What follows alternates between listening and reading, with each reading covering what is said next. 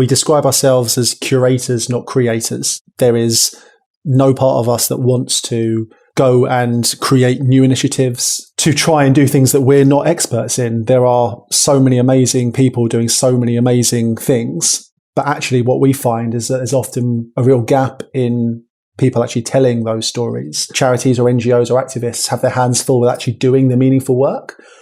There is definitely less people around trying to tell those stories on their behalf. And I think it's even more important that it comes from the participants themselves, because normally people would go in and tell that story on their behalf.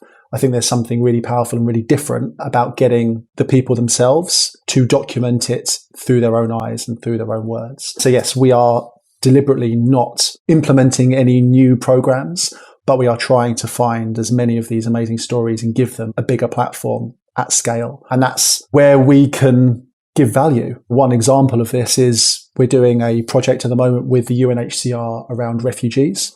We are finding refugees, asylum seekers, internally displaced persons all around the world and bringing them together to create a new project where they are the ones telling their story about their experiences, rebuilding their lives in refugee camps, in new host communities, as potentially professional footballers through football. That is nothing to do with us creating any new work. That is purely finding these people, bringing them together and giving them a platform. So I have to ask you then, if you're in the business of raising awareness and spreading the word of amazing initiatives going on, how do you measure success? And what's the end goal? And where do you see yourself in 5 or 10 years? The success we wanted to start with was to work with big institutions such as FIFA, such as UEFA, such as the UN. And these are organizations that kind of they're doing good work, or they want to tell these kind of stories. But it's so hard to get the people themselves to tell their own story, because, user-generated content is hard. It takes time, it takes patience, it takes trust, it takes credibility.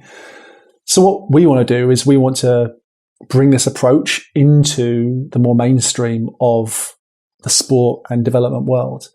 And that's what we're doing at the moment. What we would like to do is obviously continue to find new stories and people to be part of the project. But I think that they're starting to feel like we do need to make GoalClick a pathway to more opportunities for our storytellers in the future. At the moment, it's quite informal in the sense that someone would be part of GoalClick, we would publish their story, they might be part of a bigger campaign, there'd be lots of noise. And then after that, we try and connect them with people for new opportunities. Other people might approach them. There's no formal pathway.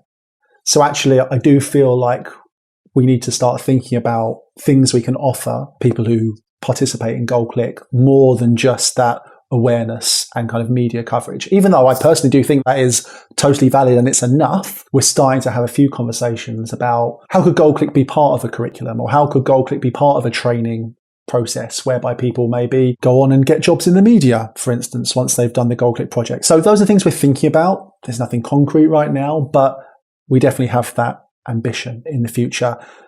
The other element of what we want to do is we definitely want to take this into new media formats, and film and audio are the next frontiers for us. So I feel like we've only just started. We're only at photography and written word. Think how many more ways of telling these stories there are. But in terms of how I mark success, I like to work from the inside out of an industry, in this case, say the sports industry.